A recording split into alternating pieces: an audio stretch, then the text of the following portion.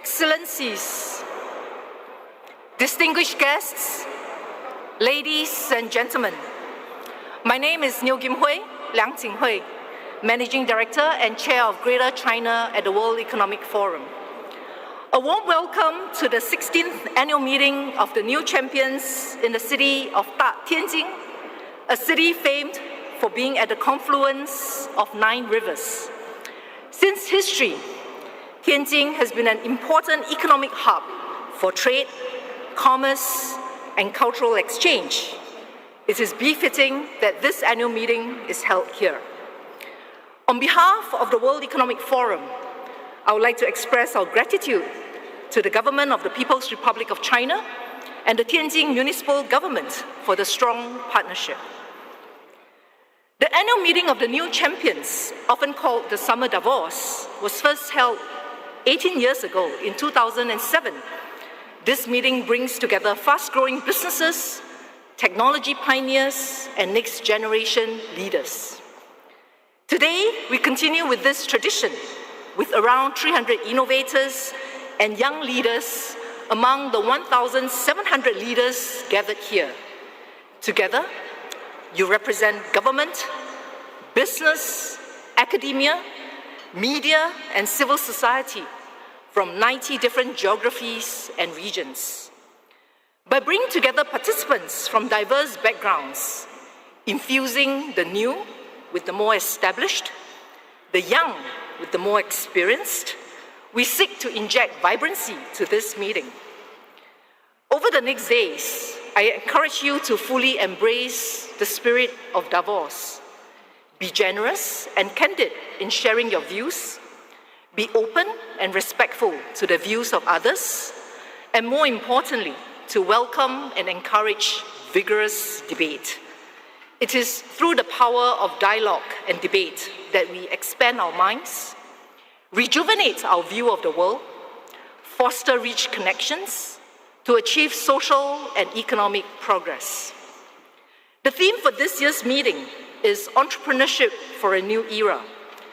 This is an era defined by systemic change, whether this is the disruption from the compounding effects of AI and the convergence of technologies, the growing tensions between and within societies, countries, and regions, or the unprecedented effects of climate change and biodiversity loss and its threat to all life on Earth.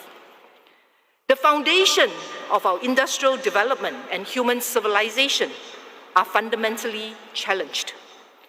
Where are the new engines of growth and models for development? What are the jobs of the future? How can we restore the harmony with nature? What is the global governance needed to foster international peace and security? We discussed these wide-ranging and interconnected issues at this meeting. Leadership is more critical than ever. This meeting invites all of you as leaders to marshal your entrepreneurial energies, innovate and exercise the wise power needed to transform economies and societies and build a new and better era for the next generations. We have more than 200 sessions at this meeting, exploring how frontier ideas and insights can translate to ambitious action and win-win partnerships. 众人拾柴火焰高. The power of the collective enables us to achieve beyond what each of us can imagine possible. I wish all of you a fulfilling meeting with meaningful connections, and it is now my great pleasure to invite Zhang Gong Shizang, Mayor of Tianjin, to deliver his welcome remarks. Zhang Shizang, 请.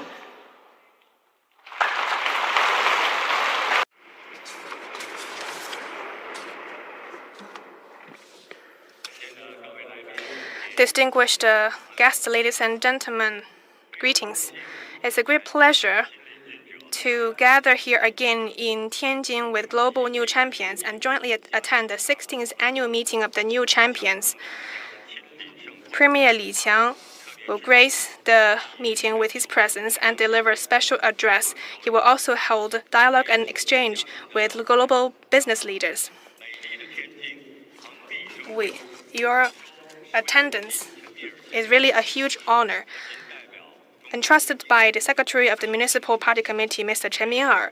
On behalf of the Municipal Party Committee and the municipal government, I'd like to extend a warm congratulations to the opening of the forum and sincere welcome to all guests from home and abroad and friends from all sectors. I'd also like to express my sincere appreciation to all guests, especially the World Economic Forum's long-term support and care for the meeting.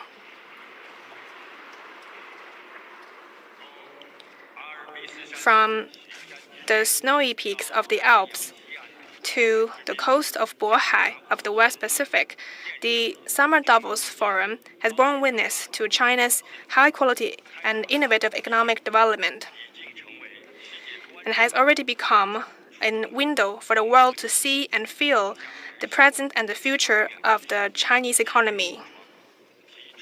The forum's ideas of innovation, inclusiveness, and mutual benefit is also incorporated into Tianjin's process of Chinese modernization. This forum is themed Entrepreneurship for the New Era. From 5 dimensions, including the global economy, China's outlook, and the shifting industries, the forum will hold forward-looking and pragmatic dialogue and seek new pathways and new models that drives growth with entrepreneurial spirits. It is of special importance for all parties working together to tackle global challenges and seizing the new opportunities afforded by sci-tech transformation and working towards the same direction. Tianjin, a charming and dynamic city that merges Chinese and Western elements, bridges past and present, and features openness, inclusiveness, and enterprising spirit. In an important speech by President Xi in his inspection to Tianjin in February last year, he stressed that Tianjin needs to forge ahead and make progress in terms of developing new quality productive forces and in further deepening reform and opening up comprehensively. This will inject strong momentum to its open and innovative development. We have a deep understanding and have followed the internal requirements of sci-tech and industrial innovation. We continue to improve the policy, legal framework, and social environment for innovation. We have built up a multidimensional matchmaking mechanism where innovation institutions and companies can empower each other. We also seek to build vicious cycle between sci-tech, industry, finance, and talent. We deeply understand and follow the inherent laws of market laws.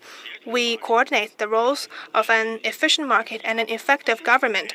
We fully respect the market's decisive role and attach great importance and encourage the unique role of entrepreneurs in terms of innovative development and resource allocation. We work hard to foster a market-oriented, law-based, and world-class business environment.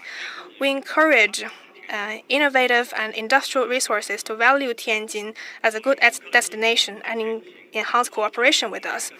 We deeply understand and act on the value of win-win cooperation. We work actively to integrate into the new development paradigm of domestic and international dual circulation. We have further facilitated trade and investment with innovative policies that build industry strength, such as free trade pilot zones, national development zones, national innovation demonstration zones, and comprehensive bonded zones, so as to make ourselves more attractive to high-end resources from in and outside the region, and work together with our partners to make the pie bigger. Ladies and gentlemen, friends, innovation and intelligence are the keys to a new era.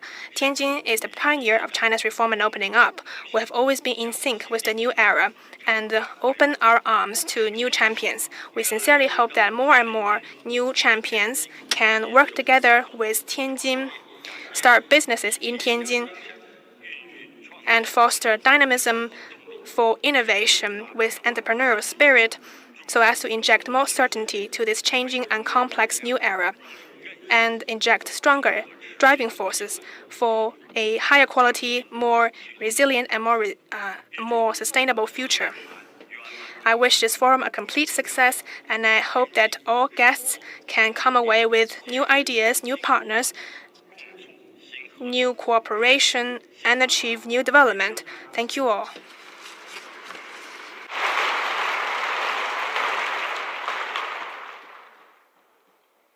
谢谢张公市长。 Thank you, Mayor Zhang. In extending our warmest round of applause to welcome His Excellency, Mr. Li强, Premier of the State Council of the People's Republic of China, and Mr. Borge Brender, President and CEO of the World Economic Forum.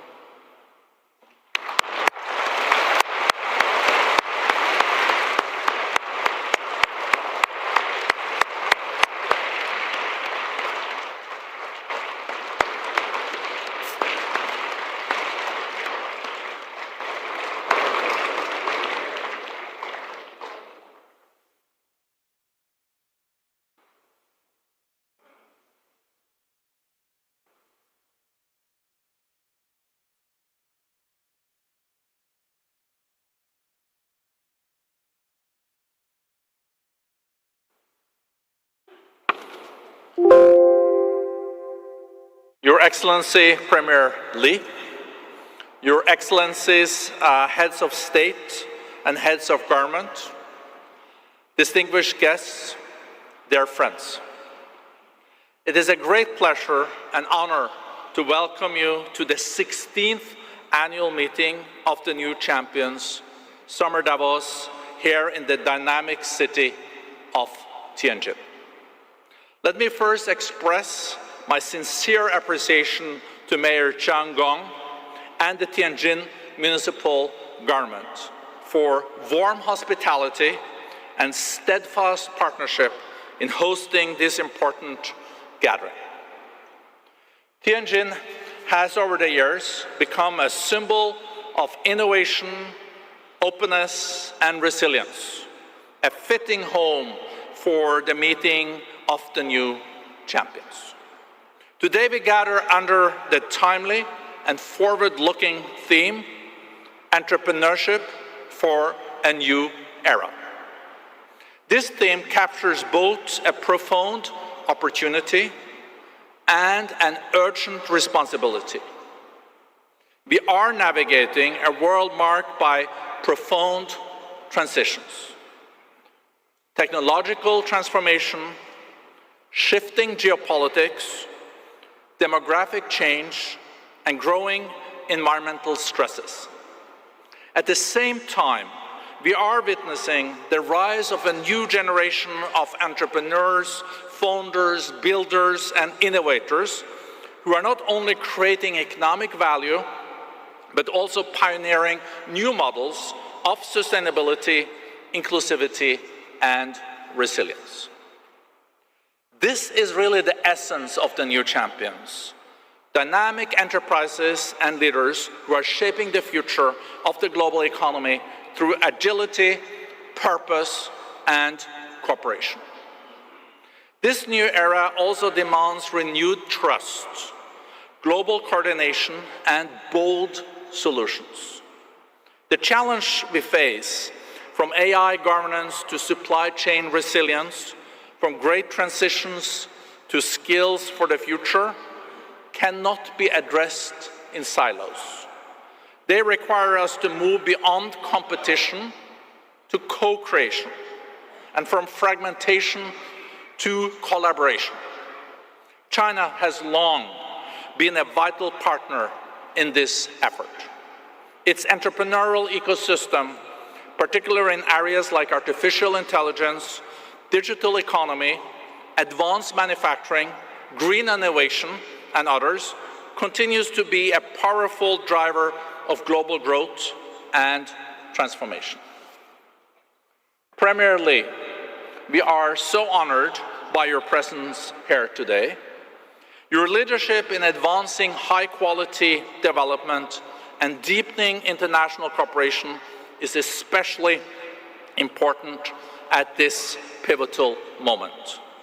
As we open this meeting, we do so with a clear purpose: to bring together not just ideas, but decisive action.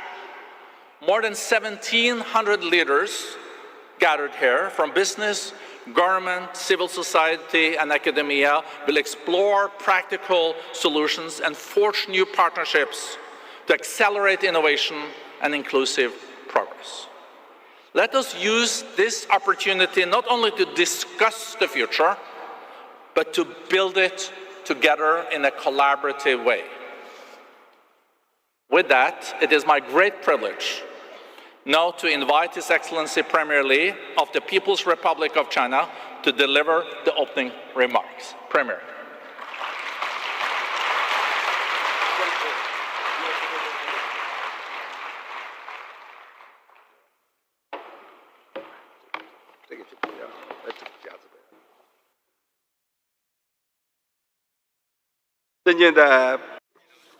Your Excellencies, Mr. Peter Brabeck, Chairman of the WEF, Mr. Björk Brent, President of the WEF, Your Excellencies, leaders of participating countries, Your Excellencies, heads of international organizations, distinguished guests, ladies and gentlemen, friends, good morning. It gives me great pleasure to come to the beautiful city of Tianjin for the annual meeting of the New Champions 2025. On behalf of the Chinese government, I wish to extend warm congratulations on the opening of the annual meeting and express a warm welcome to all of you and heartfelt thanks to you all for your long-standing support for China's development.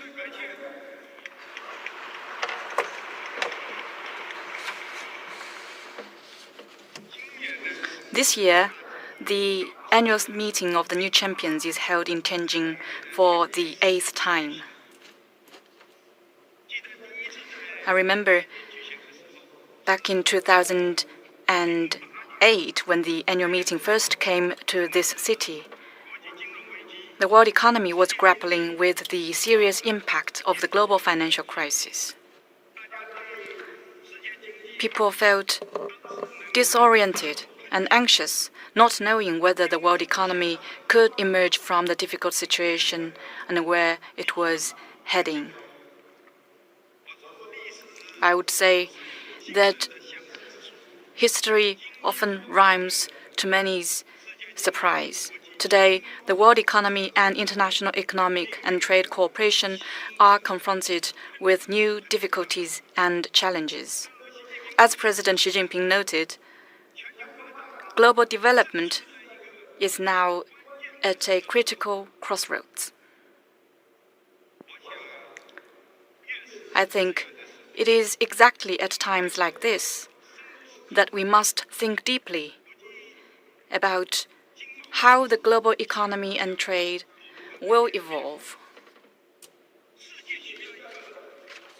What kind of economic and trade order our world needs, and how we should strengthen cooperation and tackle challenges to promote common development and prosperity. Here, I wish to take this opportunity to share with you a few thoughts of mine. 3 thoughts. My first point is that the current international economic and trade landscape is undergoing profound changes. Due to factors including geopolitics, technological advancement, and economic structure, the global economic and trade landscape is going through deep transformations and adjustments, all happening at a staggering speed and scale. This requires us to look beyond the complex and intricate dynamics and grasp the underlying trends and characteristics of these changes. As I see it, we need to pay particular attention to the following. First, the economic and trade system is becoming more diverse, and the Global South is rapidly gaining strength. While trade is weakening in developed economies, which represents the overall trend, Global South countries, which account for about 70% of the global population, are emerging as a vibrant market. There are a few numbers that I would like to share with you. Since 2000, trade in goods of developing countries has grown by 4.6 times in the past over 20 years, much faster than that of developed economies. And its share of global trade has increased from 30% in 2000 to 45%. In a context of rapid upward growth. As such, developing countries have increasingly become the main growth drivers of global growth. Second, trade is slowing down in traditional sectors, but growing in emerging sectors. The road to trade recovery has not been smooth over the past years, and international trade structure is also going through adjustments. I look at data from last year. In 2024, global trade in goods grew by a mere 2%, while trade in services expanded by 8.8% and contributed to 60% of total increase in global trade. In addition, the various technologies are advancing rapidly, which has pushed the frontiers of trade, leading to robust growth in digital trade and green trade. By 2024, the global exports of digital services had doubled in the past 10 years. Third observation is global mechanisms are facing challenges and regional collaboration is growing. We have seen substantial increase in protectionist measures and growing economic and trade frictions across the world. Data shows that in 2024, there were over 1,200 discriminatory trade barriers globally.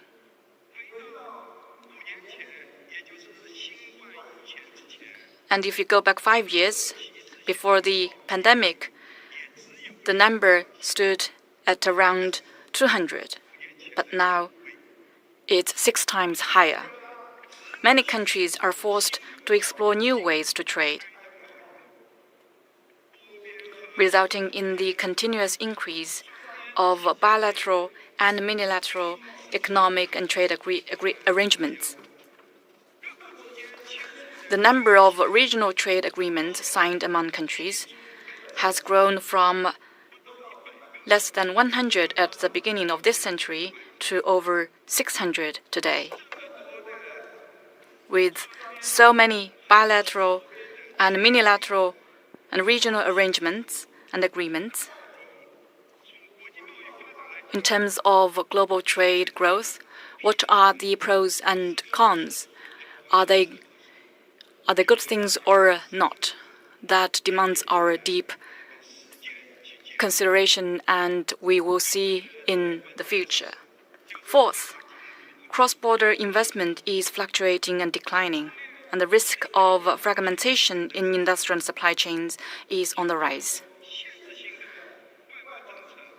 The growing number of restrictive policies on foreign investment worldwide, compounded by trade tensions, has prompted multinational corporations to be more prudent in investment decision-making.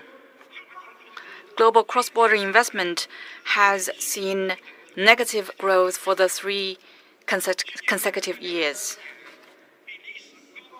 down by around 40% in 2024 from the historical peak. Some countries and regions have interfered with market activities in the name of de-risking, forcing adjustments in the international division of labor. The trends of friendshoring, nearshoring, and onshoring in industrial supply chains are strengthening, leading to more redundant construction and reduced efficiency of the economy. From these shifts, we can see that in the evolution of the international economic and trade landscape, there are both destructive factors that keep creating shocks and impacts, but we should also see that there are some positive forces that seek to counter the risks of instability and uncertainty by building consensus and strengthening connectivity. A deeper examination reveals that division and disruption often originate from short-sighted calculations, whereas positive and proactive actions are driven by long-term considerations. We will not and shall not return to closed-off and isolated islands. What we need are more bridges of win-win cooperation. That's the first point I wish to share here. My second point is, as the landscape shifts in international economic and trade cooperation, constructive actions are needed more than ever. I believe changes and transformation are often accompanied by restructuring and reshaping. The world economy of tomorrow will not be a simple repetition of stories of the past. That said, no one can alter the overriding trend of history or the law of the objective world. Economic globalization will not be reversed. It will only carve out a new path, forge ahead amid twists and turns, and achieve an upward spiral. Whether we realize it or not, whether on our own initiative or not, when we engage in international economic and trade activities, we are actually reshaping their rules and order. In this process, we should keep to the right path and follow the overall trend, demonstrate wisdom and a sense of responsibility, and adopt a positive attitude and take constructive actions. Adopting a positive attitude means we should always keep to the right direction when growing the global economy and international trade, and firmly embrace a universally beneficial and inclusive economic globalization. Taking constructive actions means we should take more practical steps proactively to safeguard free trade and multilateralism and ensure the stable growth of the world economy. Specifically, I think that mainly includes the following three aspects. First, we should resolve differences and disagreements through equal consultation. It is normal for countries to have differences and disagreements in their economic and trade relations. Our trade is so big, whether it's in multilateral trade or bilateral trade frameworks, there are all kinds of problems, and these are all normal.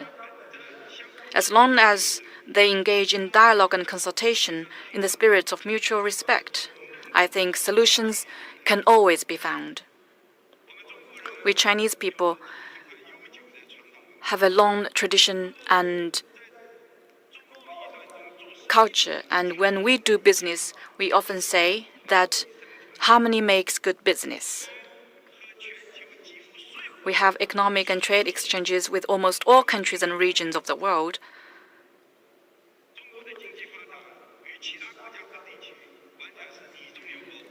I think that is to say, you are in me, I am in you. We treat all our partners as equals, regardless of any differences in size, system, or culture. And we work with them to manage disagreements and expand consensus through dialogue and consultation in line with WTO principles. This year, China and 32 other countries jointly established the International Organization for Mediation in China's Hong Kong, which is a new initiative that seeks to use the wisdom of the East in resolving international disputes. China is ready to make persistent efforts with all countries to build maximum consensus and cement the foundation of the trust that underpins international economic and trade cooperation. Second, we should safeguard our common interests in mutually beneficial cooperation. The global economy is deeply integrated. No country can sustain its prosperity in isolation from the world. Hence, cooperation is a must if we want to achieve development. And to safeguard the common interests of all, at the end of the day, is to safeguard the interests of our own. In the face of global challenges, we should uphold the principle of extensive consultation and joint contribution for shared benefit, enhance macro policy coordination, safeguard stable and unimpeded global industrial and supply chains, and boost the security and resilience of countries' development through closer cooperation. China will continue to actively participate in G20, BRICS, and other multilateral cooperation, advance high-quality Belt and Road cooperation, and increase input in areas such as global connectivity and sustainable development to better promote common prosperity of all. The third thing that we should do is to contribute to each other's development by generating more growth. Currently the momentum of global growth is weakening, and many sectors are mired in the fight for existing resources. I'm afraid this is an important cause of the many problems we are seeing today. People are fighting for existing resources rather than expanding or adding more resources. To address this problem, should we choose a zero-sum approach and expand our own interests at the expense of others, or should we opt for win-win cooperation and make the pie bigger through openness and sharing? The answer is self-evident.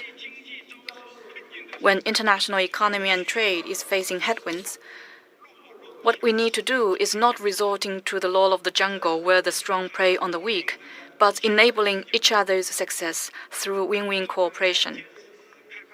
China has achieved great successes by committing itself to opening up, and going forward, China will open its doors still wider to the world.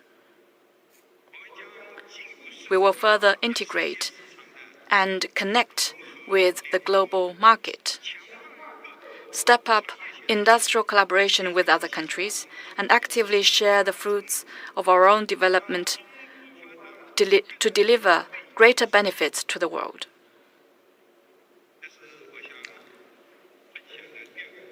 That's the second point. And my third point is that the Chinese economy, with its further development, will continue to contribute to the world economy.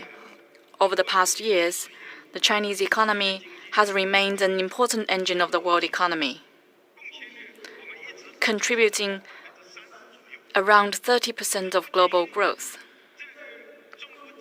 The reason lies not just in China's stability and high growth, but also in its openness and in its linkage with the world economy. In other words, the Chinese economy has embraced the global market and integrated into the world economy. It is also driving global growth and promoting world development. In addition to that, China is willing to do all it can to help overcome the difficulties and challenges the world economy faces. First, the sustained and steady growth of the Chinese economy will provide strong underpinning for faster recovery of the world economy. Over the past years, no matter how the external environment evolves, the Chinese economy has always maintained a positive development momentum. This year, against notably stronger shocks from outside,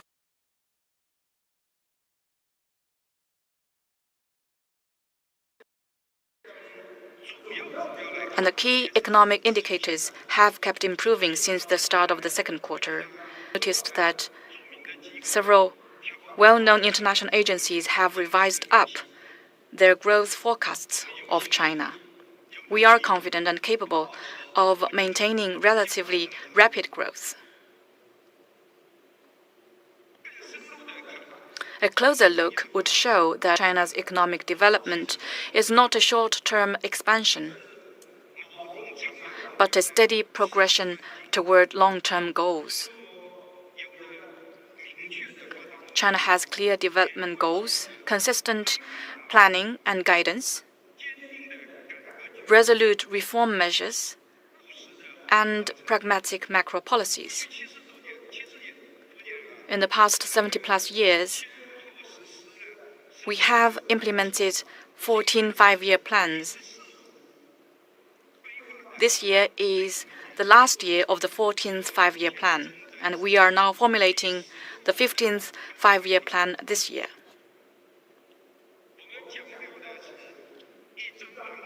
Our blueprint, once drawn, will be seen through to the end.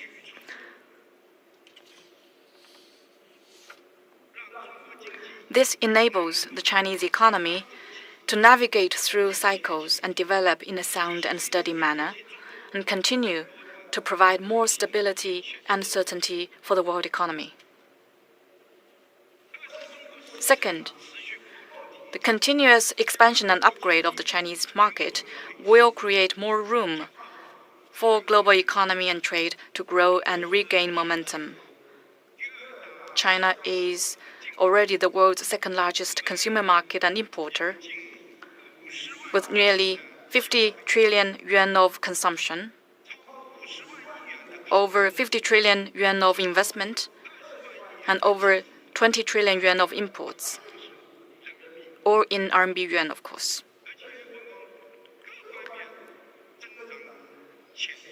Not to mention huge growth potential across the board. We are on track to become a high-income country in an all-round way, supported by robust demand for consumption upgrade, both in traditional areas such as clothing, food, housing, and transport, and in emerging areas such as smart terminal and cultural IP, which are growing very fast in recent years. We are intensifying our efforts to implement the strategy of expanding domestic demand by launching special initiatives to boost consumption. This will make China a mega-sized consumption powerhouse on top of being a manufacturing powerhouse, and provide more market space for enterprises around the world. Third, China's continuous breakthroughs and leap in innovation will provide much-needed driving force for global development.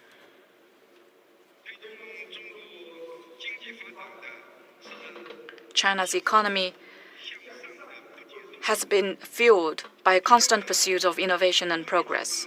For years, China has taken science and technology as its primary productive force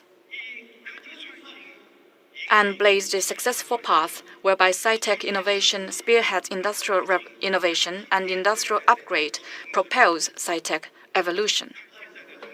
In China today, high-speed railways traverse numerous mountains and rivers.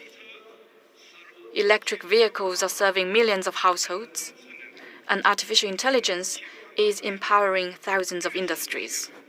In areas such as green energy and advanced manufacturing, Chinese technology now leads the world.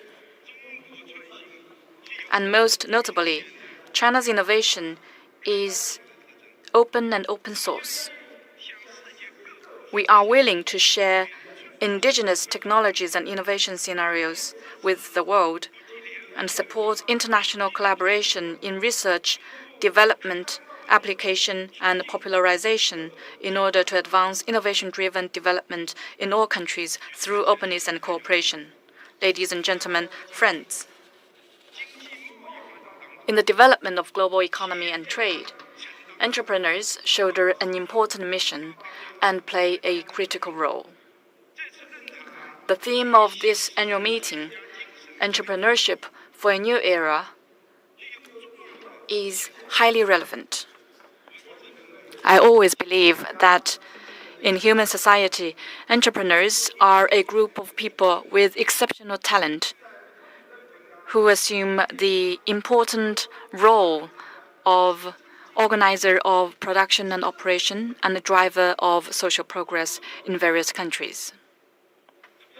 In particular, in the vast market economy, entrepreneurs with their extraordinary insight, creativity, and ability to execute can organize various resource elements and transform them into real productivity, turn the uncertainty of changes in the market into the certainty of market success, and dare to blaze new trails for economic and social development. Together, they represent a unique and powerful force. Such entrepreneurs and such entrepreneurship are particularly invaluable as today's world economy grapples with all the changes and urgently needs a way out and forward. And they deserve to be respected, cherished, and supported. The new era requires entrepreneurs to play bigger roles, assume greater responsibilities, and add more new dimensions to entrepreneurship. I encourage you to do more things for the greater good. I hope you will always follow the laws of the market, do what is right, champion openness and cooperation, uphold economic globalization, oppose decoupling and severing of supply chains, and call on all sides not to turn trade into a political or security issue.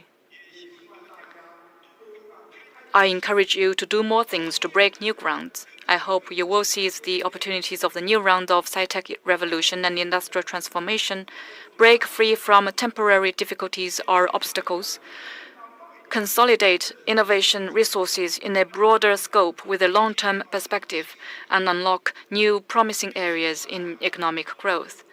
I encourage you to do more things for win-win results. I wish you will embrace each other's development with an open and inclusive mind, share resources, draw on each other's strengths, promote market integration and mutual empowerment, and achieve common growth. The Chinese government will, as always, encourage and support entrepreneurs in their undertakings and endeavors, and continue to foster a market-oriented, world-class business environment governed by a sound legal framework. With arms wide open, we warmly welcome enterprises from around the world to invest in China, deepen your roots in China, develop alongside China, and work with us for a better future. To conclude, I wish this annual meeting a full success. Thank you.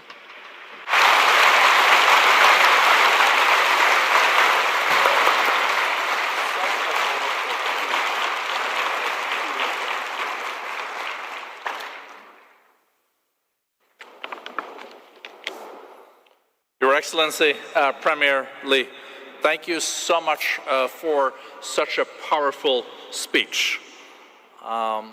Safeguarding multilateralism and free trade, and as you underlined, Premier, also building more bridges and with stronger cooperation, and also with your wise words of harmony makes good business. On behalf of all participants, I extend my sincere appreciation, and with that, I declare the opening plenary for closed. Thank you.